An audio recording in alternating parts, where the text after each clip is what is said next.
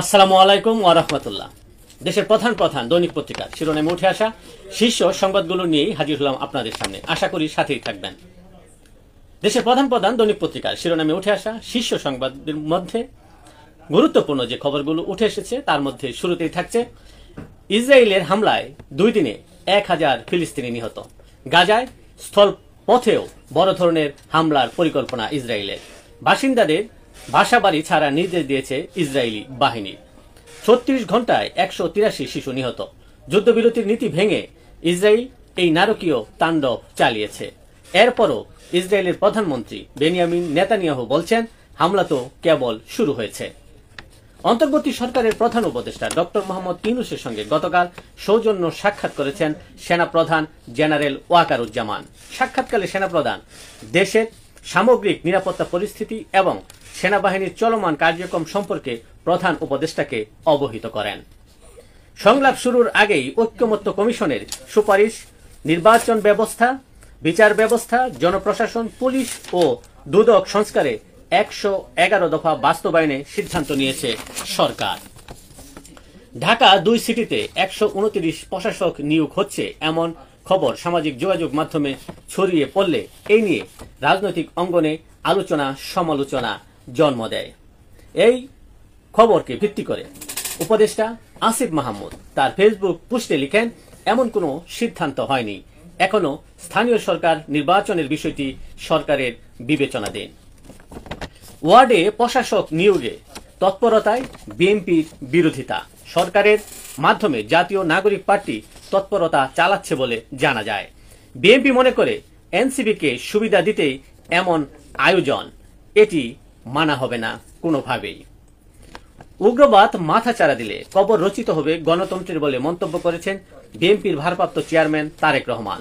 তিনি আরো বলেন, নির্বাচনকে কোনো একটি দলের ক্ষমতায় যাওয়া না যাওয়ার বিষয়ে বিবেচনা করার সুযোগ নেই।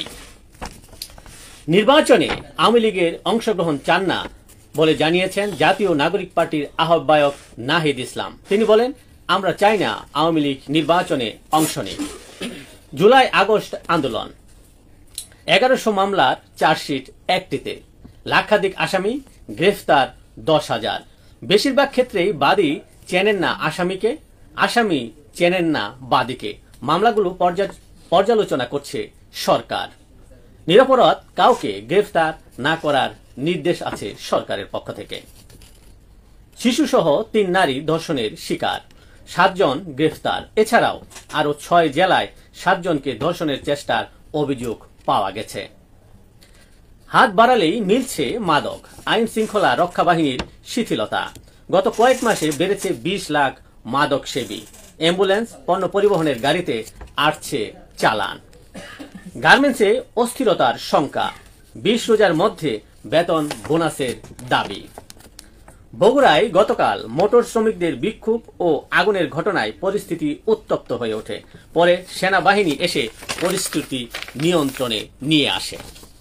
দেশের প্রধান প্রধান দৈনিক পত্রিকাগুলো তাদের আন্তর্জাতিক খবরে যে খবরগুলো গুরুত্ব সহকারে ছাপিয়েছেন তার মধ্যে শুরুতেই থাকছে, 9 মাস মহাশূন্যে আটকা 2 নভোচারী ফিরলেন পৃথিবীতে।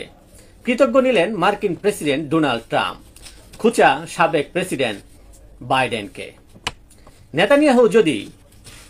নেতানিয়াহুর গদি বাঁচাতেই আবারও গাজায় হামলা, দুর্নীতি মামলা, নিজের দল, সরকার ও বিরোধীদের চাপ মোকাবেলায় আবারও যুদ্ধের পথ বেছে নিয়েছেন তিনি। গাজায় যুদ্ধ বন্ধের দাবিতে জেরুজালেমে নেতানিয়াহুর বিরুদ্ধে বিক্ষোভ করে ইসরায়েলিরা। পুতিনের বিরুদ্ধে প্রতিশ্রুতি ভঙ্গের অভিযোগ জেলেনস্কির। ইউক্রেনের জ্বালানি অবকাঠামোতে হামলা করছে রাশিয়া। ব্রাজিলে বাদুড়ের শরীরে নতুন করোনা ভাইরাস। গবেষকরা দেখছে ভাইরাসের জিনগত ক্রমের সঙ্গে মার্স কবের 72% মিল রয়েছে। এই ছিল দেশের প্রধান প্রধান দৈনিক পত্রিকার শিরোনামে উঠে আসা শীর্ষ সংবাদ, জানিয়ে এতক্ষণ আপনাদের মাঝে উপস্থিত ছিলাম। আশা করি আপনাদের ভালোই লেগেছে। সার্বিক খবরের বিবেচনায় যদি আপনাদের কোনো অভিমত, অভিব্যক্তি, সমালোচনা কিংবা কোনো পরামর্শ থেকে থাকে তাহলে অবশ্যই কমেন্টসে জানাবেন। আপনাদের কমেন্টসের প্রত্যাশায় আজকের মতো এখানে বিদায় নিচ্ছি। আবারও দেখা হবে আগামীকাল ঠিক একইভাবে।